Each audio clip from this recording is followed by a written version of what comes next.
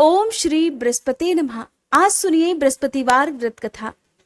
पौराणिक कथा के अनुसार प्राचीन समय की बात है। भारतवर्ष में एक राजा राज्य करता था।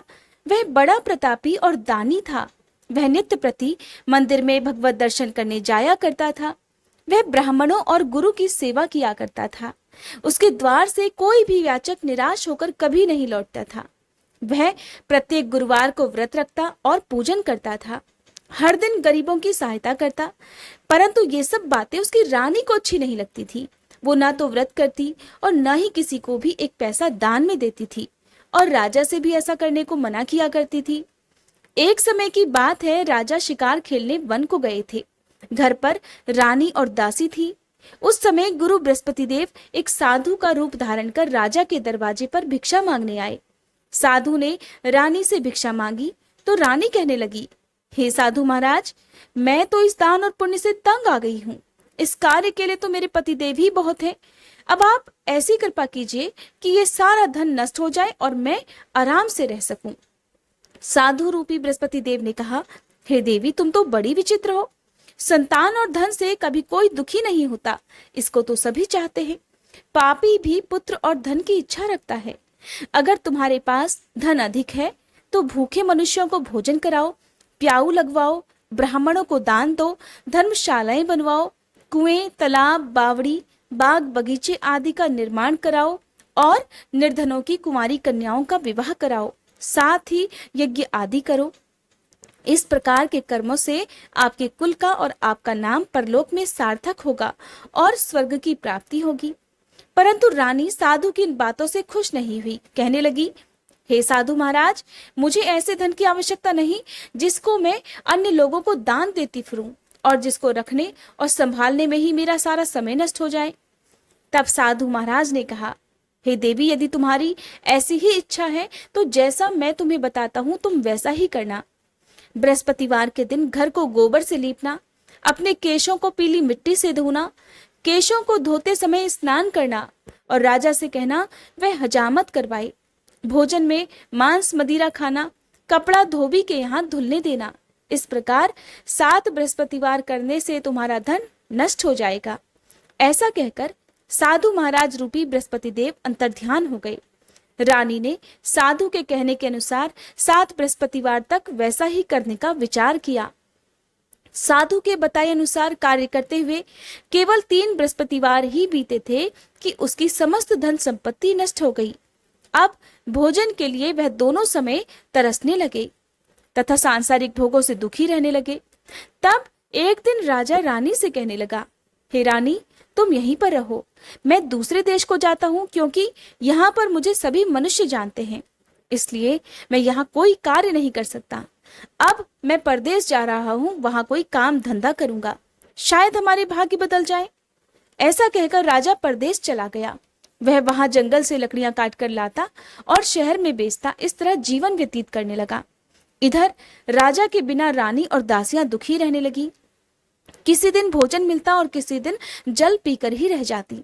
एक समय रानी और दासियों को 7 दिन तक बिना भोजन के बिताना पड़ा। तब रानी ने अपनी दासी से कहा, हे दासी, देख, यहाँ पास के ही नगर में मेरी बहन रहती है। वो बड़ी धनवान है।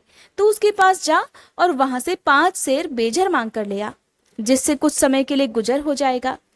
दासी रानी की बहन के पास गई। रानी की बहन उस समय पूजा कर रही थी और उस दिन बृहस्पतिवार का दिन था। तब दासी ने रानी की बहन से कहा, हे रानी, मुझे आपकी बहन ने भेजा है, मुझे 5 सेर बेझर दे दो। दासी ने ये बात बहुत बार कही, परंतु रानी की बहन ने कोई उत्तर नहीं दिया, क्योंकि वह तो उस समय बृहस्पतिवार की कथा सुन रही थी। जब दासी को रानी की बहन से कोई उत्तर नहीं मिला तो वो बहुत दुखी हुई। उसे क्रोध भी आया। तब वह लौटकर रानी से बोली, हे रानी, आपकी बहन तो बहुत घमंडी है। वो तो छोटे लोगों से बात भी नहीं करती। मैंने उससे कहा लेकिन उसने कोई उत्तर नहीं दिया, तो मैं वापस चली आई। रानी बोली, हे दासी, इसमें उसका कोई दोष नहीं है। जब बुरे दिन आते हैं तब कोई सहारा नहीं देता। अच्छे बुरे का पता विपत्ति में ही लगता है। अब जो ईश्वर की इच्छा होगी वही होगा, और ये सब तो हमारे भाग्य का ही दोष है।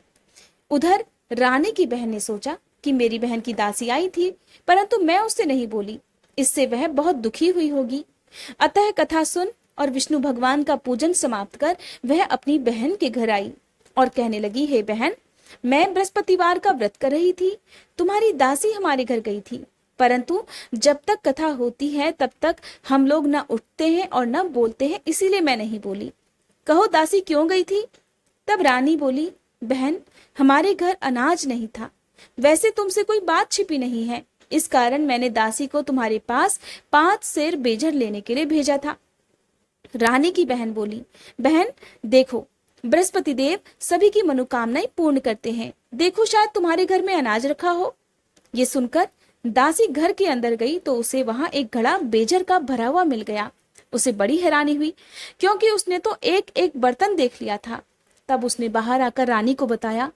दासी अपनी रानी से कहने लगी, हे रानी देखो, वैसे हमको जब अन्न नहीं मिलता तो अब तो हम रोज ही व्रत करते हैं, अगर इनसे व्रत की विधि और कथा पूछ ली जाए तो उसे हम भी किया करेंगे। दासी के कहने पर रानी ने अपनी बहन से बृहस्पतिवार व्रत के बारे में पूछा। उसकी बहन ने बताया, हे रानी बहन, बृहस्पतिवार को सूर्योदय से पहले उठकर स्नान करके बृहस्पतिवार का व्रत करना चाहिए, लेकिन उस दिन सिर नहीं धोना चाहिए। बृहस्पतिवार के व्रत में चने की दाल और मुनक्का से विष्णु भगवान का केले के वृक्ष की जड़ में पूजन करे और दीप जलावे। उस दिन एक ही समय भोजन करे, भोजन पीले खाद्य पदार्थों का करे तथा कथा सुने। इस प्रकार करने से गुरु भगवान प्रसन्न होते हैं, अन्न पुत्र धन देते हैं और मनोकामनाएं भी पूर्ण करते हैं। व्रत और पूजन की विधि बताकर रानी की बहन अपने घर लौट गई। रानी और दासी दोनों ने निश्चय किया कि बृहस्पति देव भगवान का पूजन अब जरूर करेंगे। 7 दिन बाद जब बृहस्पतिवार का दिन आया तो उन्होंने व्रत रखा। घुड़साल में जाकर चना और गुड़ बीन लाई और उसकी दाल से केले की जड़ का तथा विष्णु भगवान का पूजन किया। अब भोजन पीला कहाँ से आए, दोनों बड़ी दुखी हुई, परंतु उन्होंने व्रत किया था, इस कारण बृहस्पति देव भगवान प्रसन्न थे। एक साधारण व्यक्ति के रूप में वे 2 थालों में सुंदर पीला भोजन लेकर आए और दासी को देकर बोले, हे दासी, ये भोजन तुम्हारे और रानी के लिए है, तुम दोनों करना। दासी भोजन पाकर बड़ी प्रसन्न हुई और रानी से बोली, रानी जी भोजन कर लो। रानी को भोजन आने के बारे में कुछ नहीं पता था, इसलिए वो दासी से बोली, जा तू ही भोजन कर, क्यों तू व्यर्थ में हमारी हंसी उड़ाती है। दासी बोली, रानी, एक व्यक्ति हमारे लिए भोजन देकर गया है। तो रानी कहने लगी, वो भोजन तेरे लिए ही दे गया है, तू ही भोजन कर। दासी ने कहा, नहीं रानी, वो व्यक्ति तो हम दोनों के लिए 2 थालों में भोजन देकर गया है, इसलिए मैं और आप दोनों ही साथ साथ भोजन करेंगी। तब दोनों ने गुरु बृहस्पति देव को नमस्कार कर भोजन प्रारंभ किया। उसके बाद से वे प्रत्येक बृहस्पतिवार को गुरु भगवान का व्रत और पूजन करने लगी। बृहस्पति भगवान की कृपा से उनके पास धन हो गया, परंतु रानी फिर से पहले की तरह आलस्य करने लगी। तब दासी बोली, देखो रानी, तुम पहले भी इसी तरह आलस्य करती थी, तुम्हें धन रखने में कष्ट होता था, इसी कारण सभी धन नष्ट हो गया। अब बृहस्पति देव की कृपा से धन मिला है तो तुम्हें फिर आलस्य होता है। बड़ी मुसीबतों के बाद हमने ये धन पाया है, इसलिए हमें अब दान पुण्य करना चाहिए। तुम भूखे मनुष्यों को भोजन कराओ, प्याऊ लगवाओ, ब्राह्मणों को दान दो, कुआं, तालाब, बावड़ी आदि का निर्माण कराओ, मंदिर पाठशाला बनवाकर दान दो, कुंवारी कन्याओं का विवाह करवाओ, धन को शुभ कार्यों में खर्च करो, जिससे तुम्हारे कुल का यश बढ़े और स्वर्ग प्राप्त हो तथा पितर प्रसन्न हो। दासी की बात मानकर रानी ने इसी प्रकार के कर्म करने प्रारंभ कर दिए, जिससे उनका काफी यश फैलने लगा। एक दिन रानी और दासी आपस में विचार करने लगी कि न जाने राजा किस दशा में होंगे, उनकी कोई खोज खबर नहीं है। गुरु बृहस्पति देव से उन्होंने प्रार्थना की और बृहस्पति देव ने रात्रि में राजा को स्वप्न में कहा, हे राजा उठ, तेरी रानी तुझको याद करती है, जा अब अपने देश को लौट जा। राजा प्रातःकाल उठकर जंगल से लकड़ियां काटकर लाने के लिए जंगल की ओर चल पड़ा। जंगल से गुजरते हुए वह सोचने लगा, रानी की गलती से उसे कितने दुख भोगने पड़े। राजपाट छोड़कर उसे जंगल में आकर रहना पड़ा। जंगल से लकड़ियां काटकर उन्हें बेचकर गुजारा करना पड़ा। उसी समय उस जंगल में बृहस्पति देव एक साधु का रूप धारण कर आए और राजा के पास आकर बोले, हे लकड़हारे, तुम इस सुनसान जंगल में किस चिंता में बैठे हो, मुझे बतलाओ। यह सुनकर राजा की आंखों में आंसू भर आए। वह साधु की वंदना करता हुआ बोला, हे प्रभु, आप तो सब कुछ जानने वाले हैं। इतना कहकर राजा ने साधु को अपनी संपूर्ण कथा सुना दी। महात्मा तो बड़े दयालु होते हैं। वे राजा से बोले, हे राजा, तुम्हारी पत्नी ने बृहस्पति देव के प्रति अपराध किया था, जिसके कारण तुम्हारी ये दशा हुई है। अब तुम किसी प्रकार की चिंता मत करो, भगवान तुम्हें पहले से भी अधिक धन देंगे। देखो, तुम्हारी पत्नी ने बृहस्पतिवार का व्रत करना प्रारंभ कर दिया है। अब तुम भी बृहस्पतिवार का व्रत करके चने की दाल और गुड़ जल के लोटे में डालकर केले का पूजन करो, फिर कथा कहो या सुनो। भगवान तुम्हारी सब मनोकामनाओं को पूर्ण करेंगे। साधु को प्रसन्न देखकर राजा बोला, हे प्रभु, मुझे लकड़ी बेचकर इतना पैसा नहीं मिलता जिससे भोजन करने के बाद मैं कुछ बचा सकूं, और मैंने रात्रि को अपनी रानी को व्याकुल देखा है। मेरे पास कोई भी ऐसा साधन नहीं जिससे मैं उसका समाचार जान सकूं। मैं फिर बृहस्पति देव की क्या कहानी कहूं, क्योंकि मुझे तो कुछ भी मालूम नहीं है। तब साधु ने कहा, हे राजा, तुम किसी बात की चिंता मत करो। बृहस्पतिवार के दिन तुम रोजाना की तरह लकड़ियां लेकर शहर में जाओ। तुम्हें रोज से दोगुना धन प्राप्त होगा, जिससे तुम भलीभांति भोजन कर लोगे तथा बृहस्पति देव की पूजा का सामान भी आ जाएगा। बृहस्पतिवार की कथा इस प्रकार है। प्राचीन काल में एक बहुत ही निर्धन ब्राह्मण था। उसकी कोई संतान नहीं थी। वह नित्य पूजा पाठ करता, परंतु उसकी स्त्री बहुत मलिनता के साथ रहती थी। वो न तो स्नान करती और न ही किसी देवता का पूजन करती। प्रातःकाल उठते ही सर्वप्रथम भोजन करती, बाद में कोई अन्य कार्य करती। ब्राह्मण देवता बहुत दुखी रहते थे। पत्नी को बहुत समझाते, किंतु उसका कोई परिणाम नहीं निकला। भगवान की कृपा से ब्राह्मण की स्त्री के एक कन्या उत्पन्न हुई। वह कन्या अपने पिता के घर में बड़ी होने लगी। वह बालिका प्रातःकाल स्नान करके भगवान विष्णु का जप करती। वह बचपन से ही बृहस्पतिवार का व्रत भी करने लगी। पूजा पाठ समाप्त कर विद्यालय जाती तो अपनी मुट्ठी में जौ भर कर ले जाती और पाठशाला जाने के मार्ग में डालती जाती। वही जौ स्वर्ण के हो जाते तो लौटते समय उनको बीनकर घर ले आती। एक दिन वह बालिका सूप में उन सोने के जौ को फटककर साफ कर रही थी। तभी उसकी माँ ने देख लिया और कहने लगी, बेटी, सोने के जौ को फटकने के लिए तो सोने का सूप होना चाहिए। दूसरे दिन गुरुवार था। उस कन्या ने व्रत रखा और बृहस्पति देव से प्रार्थना करके कहा, हे प्रभु, यदि मैंने सच्चे मन से आपकी पूजा की हो तो मुझे सोने का सूप दे दो। बृहस्पति देव ने उसकी प्रार्थना स्वीकार कर ली। रोजाना की तरह वह कन्या जौ फैलाती हुई पाठशाला गई।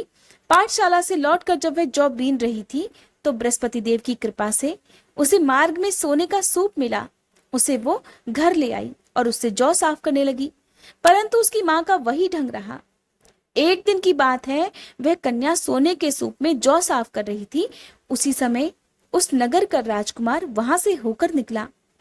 उस कन्या के रूप और सोने के सूप में जौ को साफ करते देखकर वह उस कन्या पर मोहित हो गया। राजमहल में आकर वह भोजन तथा जल त्याग कर उदास होकर लेट गया।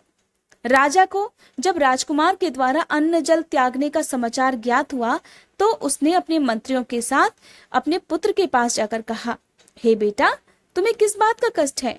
किसी ने अपमान किया है अथवा कोई और कारण है? मुझे बताओ, मैं वही करूंगा जिससे तुम्हें प्रसन्नता हो। तब राजकुमार ने अपने पिता की बातें सुनी और कहा, पिताजी, मुझे आपकी कृपा से किसी बात का दुख नहीं है, ना ही किसी ने मेरा अपमान किया है, परंतु मैं उस लड़की के साथ विवाह करना चाहता हूँ जो सोने के सूप में जौ साफ कर रही थी। ये बात सुनकर राजा आश्चर्य में पड़ गया और बोला, हे पुत्र, इस तरह की कन्या का पता तो तुम ही लगाओ, मैं उसके साथ तुम्हारा विवाह अवश्य ही करवा दूंगा। तब राजकुमार ने राजा को उस लड़की के घर का पता बतलाया। मंत्री उस लड़की के घर गया और राजा का आदेश ब्राह्मण को सुनाया। कुछ ही दिन बाद ब्राह्मण की कन्या का विवाह राजकुमार के साथ संपन्न हो गया। कन्या के घर से जाते ही उस ब्राह्मण देवता के घर में पहले की तरह गरीबी का निवास हो गया। अब भोजन के लिए भी अन्न बड़ी मुश्किल से मिलता था। एक दिन दुखी होकर वह ब्राह्मण अपनी पुत्री से मिलने गया। बेटी ने पिता की दुखी अवस्था को देखा और अपनी माँ का समाचार पूछा। ब्राह्मण ने सभी हाल कह दिया। तब कन्या ने बहुत सारा धन देकर अपने पिता को विदा कर दिया। इस तरह ब्राह्मण का कुछ समय सुखपूर्वक व्यतीत हुआ, लेकिन कुछ दिन बाद फिर वही हाल हो गया। ब्राह्मण फिर अपनी कन्या के यहाँ आया और सभी हाल कहा तो पुत्री कहने लगी, हे पिताजी, आप माताजी को यहाँ लिवा लाओ, मैं उन्हें वह विधि बता दूंगी जिससे गरीबी दूर हो जाए। ब्राह्मण देवता अपनी पत्नी को साथ लेकर अपनी पुत्री के पास राजमहल पहुंचे तो पुत्री अपनी माँ को समझाने लगी, हे माँ, तुम प्रातःकाल उठकर प्रथम स्नान आदि करके विष्णु भगवान का पूजन करो तो सब दरिद्रता दूर हो जाएगी। परंतु उसकी माँ ने उसकी एक बात भी नहीं मानी। वह प्रातःकाल उठकर अपनी पुत्री का बचा जूठन खा लेती थी। एक दिन उसकी पुत्री को बहुत गुस्सा आया। उसने एक रात एक कोठरी से सारा सामान बाहर निकाल दिया और अपनी माँ को उसमें बंद कर दिया। प्रातःकाल उसमें से अपनी माँ को निकाला तथा स्नान आदि करके पूजा पाठ करवाया तो उसकी माँ की बुद्धि ठीक हो गई। इसके बाद वह नियम से पूजा पाठ करती और प्रत्येक बृहस्पतिवार को व्रत रखने लगी। इस व्रत के प्रभाव से उसकी माँ भी बहुत धनवान हो गई और बृहस्पति देवता के प्रभाव से अंत में स्वर्ग को गई। वह ब्राह्मण भी सुखपूर्वक इस लोक का सुख भोगकर स्वर्ग को प्राप्त हुए। इस प्रकार कहानी कहकर साधु देवता वहां से आलोप हो गए। धीरे धीरे समय व्यतीत होने पर फिर बृहस्पतिवार का दिन आया। राजा जंगल से लकड़ी काटकर किसी शहर में बेचने गया। उसे उस दिन और दिनों से अधिक धन मिला। तब राजा ने चना, गुड़ आदि लाकर बृहस्पतिवार का व्रत किया। उस दिन से उसके सभी क्लेश दूर हुए। परंतु जब अगला गुरुवार का दिन आया तो वह बृहस्पतिवार का व्रत करना भूल गया। इस कारण बृहस्पति भगवान नाराज हो गए। उस दिन उस नगर के राजा ने विशाल यज्ञ का आयोजन किया तथा अपने समस्त राज्य में घोषणा करवा दी कि कोई भी मनुष्य अपने घर में भोजन न बनावे, न आग जलावे। समस्त जनता मेरे यहाँ भोजन करने आए और इस आज्ञा को जो नहीं मानेगा उसको फांसी की सजा दी जाएगी। राजा की आज्ञा अनुसार राज्य के सभी लोग राजा के भोज में सम्मिलित हुए, लेकिन लकड़हारा कुछ देर से पहुंचा था, इसलिए राजा उसे अपने साथ महल में ले गए। जब राजा लकड़हारे को भोजन करा रहे थे तो रानी की दृष्टि उस खूंटी पर पड़ी जिस पर उसका हार लटका हुआ था। उसे हार खूंटी पर लटका हुआ दिखाई नहीं दिया। रानी को निश्चय हो गया कि मेरा हार इस लकड़हारे ने चुरा लिया है और उसी समय सैनिकों को बुलवाकर उसको जेल में डलवा दिया। जब लकड़हारा जेल खाने में गया तो वह दुखी होकर विचार करने लगा कि न जाने कौन से पूर्व जन्म के कर्मों से मुझे ये दुख प्राप्त हुआ है, और उसी साधु को याद करने लगा जो कि जंगल में मिला था। तत्काल बृहस्पति देव साधु के रूप में प्रकट हुए और उसकी दशा को देखकर कहने लगे, अरे मूर्ख, तूने बृहस्पति देवता की कथा नहीं की, इसी कारण तुझे ये दुख प्राप्त हुआ है। अब चिंता मत कर, बृहस्पतिवार के दिन जेल खाने के दरवाजे पर 4 पैसे पड़े मिलेंगे। उनसे तू बृहस्पति देव की पूजा करना तो तेरे सभी कष्ट दूर हो जाएंगे। अगले बृहस्पतिवार उसे जेल खाने के द्वार पर 4 पैसे मिले। राजा ने पूजा का सामान मंगवाकर कथा कही और प्रसाद बांटा। उसी रात्रि को बृहस्पति देव ने उस नगर के राजा को स्वप्न में कहा, हे राजा, तूने जिस आदमी को जेल खाने में बंद कर दिया है वह निर्दोष है, वह राजा है, उसे छोड़ देना। रानी का हार उसी खूंटी पर लटका हुआ है। अगर तू ऐसा नहीं करेगा तो मैं तेरे राज्य को नष्ट कर दूंगा। राजा प्रातःकाल उठा और खूंटी पर हार टंगा देखकर लकड़हारे को बुलाकर क्षमा मांगी तथा राजा के योग्य सुंदर वस्त्र आभूषण देकर उसे विदा कर दिया। गुरु बृहस्पति की आज्ञा अनुसार राजा अपने नगर को चल दिया। राजा जब नगर के निकट पहुंचा तो उसे बड़ा ही आश्चर्य हुआ। नगर में पहले से अधिक बाग, तालाब तथा कुएं और बहुत सी धर्मशालाएं, मंदिर आदि बने हुए थे। राजा ने पूछा, ये किसका बाग और धर्मशाला है? तब नगर के सभी लोग कहने लगे, ये सब रानी और दासी द्वारा बनवाए गए हैं। राजा को आश्चर्य हुआ और गुस्सा भी आया। जब रानी ने खबर सुनी कि राजा आ रहे हैं तो उसने अपनी दासी से कहा, हे दासी, देख, राजा हमको कितनी बुरी हालत में छोड़ गए थे। वो हमारी ऐसी हालत देखकर कहीं लौट ना जाए, इसलिए तू दरवाजे पर खड़ी हो जा। रानी की आज्ञा अनुसार दासी दरवाजे पर खड़ी हो गई। जब राजा आए तो उन्हें अपने साथ महल में लिवा लाई। तब राजा ने क्रोध करके अपनी तलवार निकाली और पूछने लगा, बताओ, ये धन तुम्हें कैसे प्राप्त हुआ है? तब रानी ने बताया, हे राजा, हमें ये सब धन बृहस्पति देव के व्रत के प्रभाव से प्राप्त हुआ है। राजा ने तब निश्चय किया कि 7 रोज बाद तो सभी बृहस्पति देव का पूजन करते हैं, परंतु मैं रोजाना दिन में 3 बार कथा कहा करूंगा और रोज व्रत किया करूंगा। अब हर समय राजा के दुपट्टे में चने की दाल बंधी रहती तथा दिन में 3 बार कथा कहता। एक रोज राजा ने विचार किया कि चलो अपनी बहन के यहाँ हो आवे। इस तरह का निश्चय कर राजा घोड़े पर सवार होकर अपनी बहन के यहाँ चल दिया। मार्ग में उसने देखा कि कुछ आदमी एक मुर्दे को लिए जा रहे हैं। उन्हें रोककर वह कहने लगा, अरे भाइयों, मेरी बृहस्पतिवार की कथा सुन लो। वे बोले, लो हमारा तो आदमी मर गया है, इसको अपनी कथा की पड़ी है। परंतु कुछ आदमी बोले, अच्छा कहो, हम तुम्हारी कथा भी सुनेंगे। तब राजा ने दाल निकाली और कथा कहनी शुरू कर दी। जब कथा आधी हुई तो मुर्दा हिलने लगा, और जब कथा समाप्त हुई तो राम राम कह के वह मनुष्य उठ खड़ा हुआ। अब राजा आगे बढ़ा तो उसे चलते चलते शाम हो गई। आगे मार्ग में उसे एक किसान खेत में हल चलाता मिला। राजा उससे बोला, अरे भैया, तुम मेरी बृहस्पतिवार की कथा सुन लो। किसान बोला, जब तक मैं तेरी कथा सुनूंगा तब तक 4 हरैया जोत लूंगा, जा अपनी कथा किसी और को सुनाना। राजा आगे चलने लगा। राजा के हटते ही बैल पछाड़ खाकर गिर गए और किसान के पेट में जोर से दर्द होने लगा। उसी समय किसान की माँ रोटी लेकर आई। जब उसने ये देखा तो अपने पुत्र से सब हाल पूछा और बेटे ने सभी हाल कह दिया। तब बुढ़िया दौड़ी दौड़ी उस घुड़सवार के पास गई। उससे कहने लगी, बेटा, मैं तेरी कथा सुनूंगी, तू अपनी कथा मेरे खेत पर ही चलकर कहना। तब राजा ने लौटकर बुढ़िया के खेत में जाकर कथा कही, जिसको सुनते ही बैल खड़े हो गए और किसान के पेट का दर्द भी बंद हो गया। अब राजा अपनी बहन के घर पहुंच गया। बहन ने भाई की खूब मेहमानी की।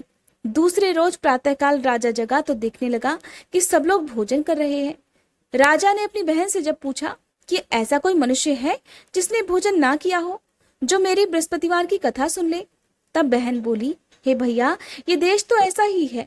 पहले यहाँ के लोग भोजन करते हैं, बाद में अन्य कोई काम करते हैं। अगर कोई पड़ोस में हो तो देख कर आती हूँ। ऐसा कहकर बहन देखने गई, परंतु उसे कोई भी ऐसा व्यक्ति नहीं मिला जिसने भोजन ना किया हो। फिर वह एक कुम्हार के घर गई जिसका लड़का बीमार था। उसे पता चला कि उसके यहाँ 3 दिन से किसी ने भोजन नहीं किया है। रानी ने अपने भाई की कथा सुनने के लिए उस कुम्हार से कहा तो वह तैयार हो गया। राजा ने जाकर बृहस्पतिवार की कथा कही, जिसे सुनकर उसका लड़का ठीक हो गया। अब राजा की प्रशंसा चारों ओर होने लगी। एक दिन राजा ने अपनी बहन से कहा, हे बहन, अब मैं अपने घर को जाऊंगा, तुम भी तैयार हो जाओ। राजा की बहन ने अपनी सास से अपने भाई के साथ जाने की आज्ञा मांगी तो सास कहने लगी, जा चली जा, परंतु अपने बच्चों को मत लेकर जाना, क्योंकि तेरे भाई की कोई संतान नहीं होती है। बहन ने अपने भाई से कहा, भैया, मैं तो चलूंगी, परंतु कोई बालक नहीं जाएगा। तब राजा ने कहा, जब कोई बालक ही नहीं चलेगा तब तुम भी जाकर क्या करोगी? और दुखी मन से राजा अपने नगर को लौट आया। तब राजा ने अपनी रानी से घर आकर कहा, हम निसंतान हैं, इसीलिए हमारे घर कोई आना पसंद नहीं करता। ऐसा कहकर वह बिना भोजन आदि किए शैया पर लेट गया। रानी बोली, हे प्रभु, बृहस्पति देव ने हमें सब कुछ दिया है, वो हमें संतान भी अवश्य देंगे। उसी रात बृहस्पति देव ने राजा को स्वप्न में कहा, हे राजा, उठ, सभी सोच त्याग दे, तेरी रानी गर्भवती है। राजा को यह जानकर बड़ी खुशी हुई और 9वें महीने रानी के गर्भ से एक सुंदर पुत्र पैदा हुआ। जब राजा की बहन ने ये शुभ समाचार सुना तो वो बहुत खुश हुई और बधाई लेकर अपने भाई के यहाँ आई। तभी रानी ने कहा, घोड़ा चढ़कर तो नहीं आई, गधा चढ़ी आई। राजा की बहन बोली, भाई, मैं इस प्रकार ना कहती तो तुम्हें संतान कैसे मिलती? बृहस्पति देव ऐसे ही हैं, जिसके मन में जो कामनाएं हैं सभी को पूर्ण करते हैं। जो सद्भावना पूर्वक बृहस्पतिवार का व्रत करता है और कथा पढ़ता है अथवा दूसरों को सुनाता है, बृहस्पति देव उसकी सभी मनोकामनाएं पूर्ण करते हैं। बृहस्पति देव उनकी सदैव रक्षा करते हैं। जो संसार में सद्भावना से, सच्चे हृदय से बृहस्पति देव का पूजन करते हैं, उनकी सभी मनोकामनाएं उसी प्रकार पूर्ण हो जाती हैं जैसे रानी और राजा ने बृहस्पति देव की कथा का गुणगान किया, उनकी सभी इच्छाएं बृहस्पति देव ने पूर्ण की। इसलिए कथा सुनने के बाद अंत में प्रेम से बृहस्पति देवता का जयकारा बोलना चाहिए। बोलिए बृहस्पति देवता की जय।